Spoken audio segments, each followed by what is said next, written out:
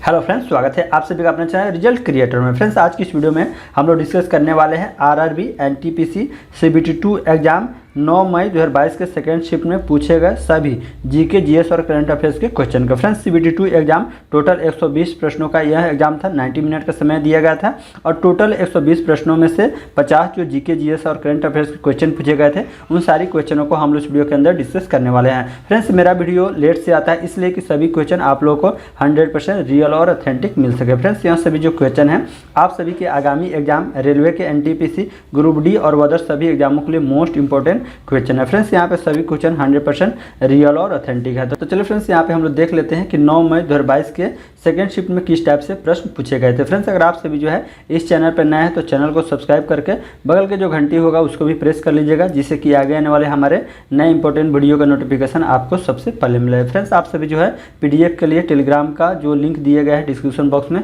उससे जरूर जुड़ जाइएगा, ठीक, क्योंकि वहाँ पे आप लोगों को पीडीएफ भी प्रोवाइड किया जाता है। तो फ्रेंड्स, यहाँ पे हम लोग देख लेते हैं कि जो 9 मई 2022 के सेकंड शिफ्ट में किस टाइप से प्रश्न पूछे गए थे। यहाँ पे एक नंबर जो प्रश्न पूछे गए थे कि मानव विकास सूचकांक 2020 में प्रथम रैंक पे कौन सा देश रहा। तो मानव विकास सूचकांक 2022 में प्रथम रैंक पे कौन सा देश रहा, तो यह नॉर्वे देश रहा। और मानव विकास सूचकांक का प्रतिपादक कौन है, तो यह महबूब उल हक है, जो 1990 में इसका प्रतिपादन किए थे। अगला प्रश्न यहाँ पे आपके पूछे गए थे कि MS सुब्बालक्ष्मी किस राज्य से संबंधित है। तो MS सुब्बालक्ष्मी जो है यह मदुरई तमिलनाडु राज्य से संबंधित है। और यह कौन है, तो यह कर्नाटक संगीत की मशहूर संगीतकार है, ठीक है। अगला प्रश्न यहाँ पे पूछे गए थे कि अनुच्छेद 352 किससे संबंधित है। तो अनुच्छेद 352 यह राष्ट्रीय आपातकाल से संबंधित है। भारत में अब तक 3 बार राष्ट्रीय आपातकाल लगाया गया है।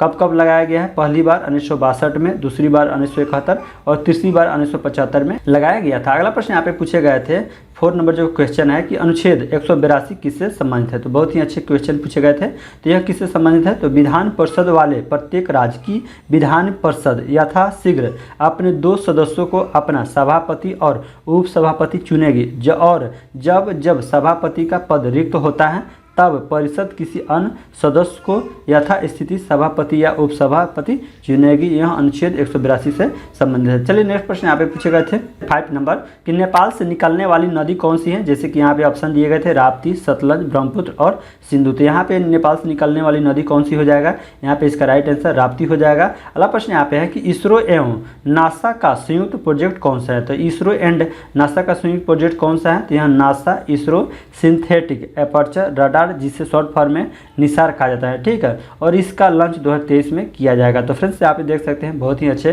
क्वेश्चन पूछे गए थे। भारत के सर्वोच्च न्यायालय के मुख्य न्यायाधीश कौन है।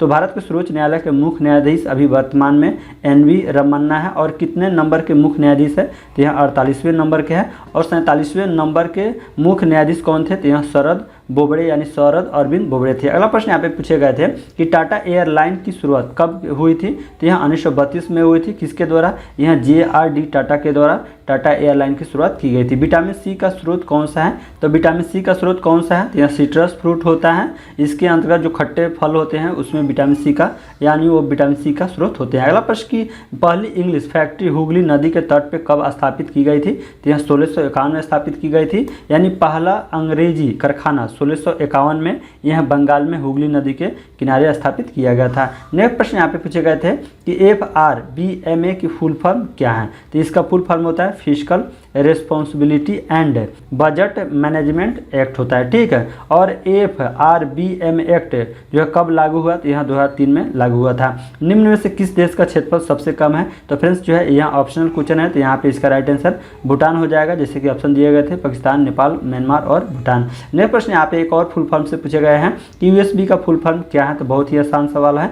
यूनिवर्सल सीरियल बस होता है। क्या होता है USB का फुल फॉर्म, यूनिवर्सल सीरियल बस होता है। ब्रह्मपुत्र नदी को कहाँ पे यारलुंग त्यांगसपो कहा जाता है। तो ब्रह्मपुत्र नदी को कहाँ पे, तो यहाँ तिब्बत में यारलुंग त्यांगसपो कहा जाता है। और अरुणाचल प्रदेश में ब्रह्मपुत्र नदी को दिहांग कहा जाता है। और बांग्लादेश में इसे जमुना कहा जाता है। तो ये भी याद रखिएगा। गोवा की राज्य के रूप में स्थापना कब हुई थी, तो यह 30 मई 1987 में हुई थी। तो 30 मई 1987 आपके राइट आंसर हो जाएंगे। अगला प्रश्न यहाँ पे पूछे गए थे कि गांधी इरविन समझौता जो है कब हुआ था, ठीक। तो कब हुआ था, तो यहाँ 5 मार्च 1931 में लंदन में हुआ था। ऋग्वेद में कितने मंडल हैं, ये भी सवाल पूछे गए थे। तो यहाँ 10 मंडल है और टोटल इसमें 1028 सूक्त है और वर्तमान में इसमें कितने 10,600 मंत्र हैं। अगला प्रश्न कि भारत के राष्ट्रीय ऑर्केस्ट्रा के संस्थापक कौन है? तो यहाँ रविशंकर, यहाँ पे राइट आंसर हो जाएंगे। भारतीय संविधान में संसदात्मक शासन प्रणाली किस देश से ली गई है? तो संसदात्मक शासन जो प्रणाली है यहाँ ब्रिटेन देश से ली गई है। पालम आइलैंड किस देश में है जिसे पर्यटन को बढ़ावा देने के लिए कृत्रिम रूप से बनाया गया है? तो पालम आइलैंड जो है किस देश में? तो यहाँ संयुक्त अरब अमीरात इसका राइट आंसर हो जाएगा। इसके द्वारा नाइट्रोजन स्थिरीकरण जो है नहीं होता है। तो फ्रेंड्स जो है यह ऑप्शनल क्वेश्चन है, ठीक। तो यहाँ पे इसका राइट आंसर ऑप्शन के अनुसार गुलहर हो जाएगा। और नाइट्रोजन स्थिरीकरण किसके द्वारा होता है? तो यहाँ लेगुमिनस पौधे द्वारा स्थिरीकरण होता है जिसके जड़ों में राइजोबियम होता है। अगला प्रश्न की हेपेटाइटिस ए रोग से प्रभावित अंग कौन सा है? तो यहाँ यकृत इसका राइट आंसर हो जाएगा। तो 2011 की जनगणना के अनुसार भारत के किस राज्य में अनुसूचित जाति की जनसंख्या शून्य है? तो यहाँ पे इसका नागालैंड आंसर हो जाएगा। BBC sports women life time achievement award 2021 किसने जीता? तो BBC sports women life time achievement award 2021 यहाँ अंजू बॉबी जॉर्ज के द्वारा जीता गया है। कोणार्क का सूर्य मंदिर किस शताब्दी में बना था? तो यह 13वीं शताब्दी में बना था। और किसके द्वारा बनवाया गया था? तो यहाँ नरसिम्हदेव प्रथम के द्वारा बनाया गया था। और कोणार्क का जो सूर्य मंदिर है कहाँ पे है? तो आप सभी जो है कमेंट करके बता सकते हैं, ठीक। चलिए नेक्स्ट प्रश्न यहाँ पे है 26 नंबर जो पूछे गए थे कि इंटरनेट पर एक कंप्यूटर से फाइल को दूसरे कंप्यूटर में स्थानांतरित करने की प्रक्रिया को क्या कहा जाता है? तो इसे FTP कहा जाता है जिसका फुल फॉर्म होता है फाइल ट्रांसफर प्रोटोकॉल होता है। राजतरंगिणी कलहन द्वारा, कलहन फ्रेंड्स यहाँ पे टाइपिंग मिस्टेक है, कलहन द्वारा रचित एक संस्कृत ग्रंथ है, इसमें किसका उल्लेख है? तो इसमें किसका उल्लेख है? तो यहाँ कश्मीर के प्रत्येक शासन के काल की घटनाओं का क्रमानुसार इसमें विवरण दिया गया है। यानी आदिकाल से लेकर 1151 ईस्वी के आरंभ तक के कश्मीर के प्रत्येक शासन के काल की घटनाओं क्रमानुसार विवरण दिया गया है। चलिए नेक्स्ट प्रश्न पूछे गए थे कि MRTP एक्ट कब पारित हुआ था? तो यह 1969 में पारित हुआ था जिसका फुल फॉर्म क्या होता है? मोनोपोलिस्टिक एंड रेस्ट्रिक्टिव ट्रेड जो है प्रैक्टिस होता है। अगला सवाल कि सीधी धमाल किस राज्य का नृत्य है? तो सीधी धमाल यहाँ पे इसका राइट आंसर गुजरात हो जाएगा। अष्टाध्यायी के लेखक कौन है? तो बहुत ही आसान सवाल, पाणिनि इसके राइट आंसर हो जाएंगे। स्कैंडिनेवाई देश किस महाद्वीप में आते हैं? तो यहाँ यूरोप महाद्वीप में आते हैं। इसके अलावा इसमें नॉर्वे, स्वीडन और डेनमार्क भी आते हैं। फैट मनी क्या है? तो फिएट मनी क्या है? तो फ्रेंड्स बहुत ही अच्छा क्वेश्चन जो है पूछे गए थे। तो फिएट मनी क्या है? तो फिएट मनी वह है जिससे लीगल टेंडर घोषित किया जाता है। इसमें सर्कुलेशन में चल रही मुद्रा का कोई भी रूप शामिल है जैसे कि कागज के पैसे या सिक्के। फिएट मनी भौतिक वस्तु के बजाय किसी देश की सरकार द्वारा समर्थित है, ठीक है। चलिए नेक्स्ट प्रश्न यहाँ पे आपके पूछे गए थे कि अटल सुरंग मनाली को किससे जोड़ती है? तो अटल सुरंग मनाली को, यह लेह को मनाली से जोड़ती है। भारत में काली मिट्टी का विस्तार किस क्षेत्र में है? तो यह दक्षिणी प्रायद्वीपीय पठार के लावा क्षेत्र में काली मिट्टी का विस्तार है। भारतीय तबला वादक जिन्हें 1988 में पद्मश्री और 2002 में पद्म भूषण दिया गया, तो भारतीय तबला वादक कौन है? तो यहाँ जाकिर हुसैन इसका राइट आंसर हो जाएगा। मेडिसिन फ्रॉम द स्काई एक संयुक्त परियोजना है जिसे तेलंगाना सरकार द्वारा किस भारतीय ड्रोन डिलीवरी स्टार्टअप के साथ बनाया गया है? तो भारतीय ड्रोन डिलीवरी स्टार्टअप के साथ बनाया गया है। तो किस स्टार्टअप के साथ? तो यहाँ फॉर्म स्काई एयर मोबिलिटी के साथ बनाया गया है। बजट 2021 के अनुसार नेशनल रिसर्च फाउंडेशन के प्रोजेक्ट पर कितना खर्च होगा? तो इस पर कितना खर्च होगा? तो इस पर 50,000 करोड़ रुपए खर्च होंगे। नेक्स्ट प्रश्न यहाँ पे आपके पूछे गए थे कि फरवरी 2021 में एक भारत श्रेष्ठ भारत कार्यक्रम के तहत बंगाल में आयोजित महोत्सव कौन सा है? तो यहाँ राष्ट्रीय संस्कृति महोत्सव है। गरीबी रेखा का आकलन सबसे पहले किसने किया था?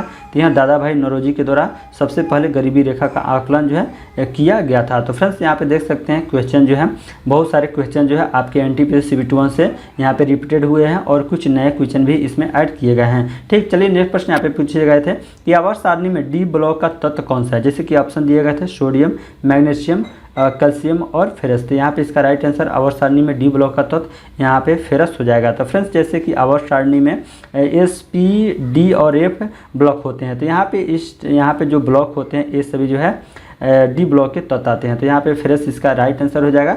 चलिए नेक्स्ट प्रश्न यहाँ पे कि मई 2021 में इसरो के विक्रम साराभाई स्पेस सेंटर द्वारा विकसित वेंटिलेटर का नाम क्या है? तो इस वेंटिलेटर का नाम है प्राण वायु और स्वस्थता। क्या स्वस्थता है? भगवान बुद्ध के प्रथम उपदेश का पहचान किस में मिलता है? तो यह चक्र में मिलता है। और ज्ञान प्राप्ति के पश्चात भगवान बुद्ध ने अपना प्रथम उपदेश सारनाथ में दिया था जिसे धर्मचक्र प्रवर्तन का नाम भी दिया जाता है, ठीक है। अगला प्रश्न यहाँ पे पूछे गए थे कि हेमिस गोम्पा उत्सव किसको समर्पित है? तो हेमिस गोम्पा जो उत्सव है यह गुरु पद्म संभव को समर्पित है और यह उत्सव उनकी जयंती को चिन्हित करने के लिए लद्दाख में मनाया जाता है। Red earth and pouring rain पुस्तक के लेखक कौन है, यह सवाल आपके पूछे गए थे, तो इसका राइट आंसर विक्रम चंद्रा हो जाएगा। अस्थायी विनिमय दर यानी फ्लोटिंग एक्सचेंज रेट क्या है, तो फ्रेंड्स बहुत ही अच्छे क्वेश्चन पूछे गए थे। तो अस्थायी विनिमय दर क्या है, तो एक अस्थायी विनिमय दर एक ऐसी व्यवस्था है जहां किसी देश की मुद्रा की कीमत विदेशी मुद्रा बाजार द्वारा अन्य मुद्राओं के सापेक्ष आपूर्ति और मांग के आधार पर निर्धारित की जाती हैं। यह क्या है, अस्थायी विनिमय दर होती है। ठीक, चलिए नेक्स्ट प्रश्न आप पूछे गए थे 46 नंबर फेडरेशन कप यानी जो पटियाला में हुआ था 2021 में, किसने 3000 मीटर बाधा दौड़ में अपना राष्ट्रीय रिकॉर्ड को तोड़ा, तो अपना राष्ट्रीय रिकॉर्ड को किसने तोड़ा, तो यह अविनाश साबले के द्वारा, अविनाश साबले यहाँ पे राइट आंसर हो जाएंगे। नेक्स्ट प्रश्न की कुल लागत और कुल राजस्व के बीच का अंतर किसके बराबर होता है, तो यहाँ कुल लाभ या इसे कहे आर्थिक लाभ के बराबर होता है। नेक्स्ट प्रश्न यहाँ पे 48 नंबर जो क्वेश्चन पूछे गए थे कि सूर्य तुल्यकाली कक्षा में स्थापित उपग्रह कौन सा नहीं है, तो फ्रेंड्स यहाँ जो है ऑप्शनल क्वेश्चन है और ऑप्शन नहीं मिल पाए हैं, तो अगर कोई एग्जाम देख रहे हैं तो आपसे जो है कमेंट करके बता सकते हैं। और एक और क्वेश्चन पूछे गए थे कि जनसंख्या विभाजन से संबंधित प्रश्न पूछे गए थे जो स्पष्ट नहीं है, और एक और क्वेश्चन थे जो मुझे नहीं मिल पाए थे। तो फ्रेंड्स इस तरह हम लोग इस वीडियो के अंदर 50 क्वेश्चन में से टोटल 48 क्वेश्चन को हम लोग कंप्लीट कर चुके हैं। तो फ्रेंड्स इसको रेडी करने में, कलेक्ट करने में क्वेश्चन को काफ़ी समय लगता है, तो इसलिए प्लीज़ आप सभी जो इस वीडियो को एक लाइक जरूर कर दीजिएगा। चैनल पर नए हैं तो चैनल को सब्सक्राइब कर लीजिएगा और बगल में घंटी होगा उसको भी प्रेस कर लीजिएगा, जिससे कि आगे आने वाले हमारे नए इंपॉर्टेंट वीडियो का नोटिफिकेशन आपको सबसे पहले मिले। तो इस वीडियो में इतना ही, फिर अगले वीडियो में मिलते हैं। Thank you, all the best.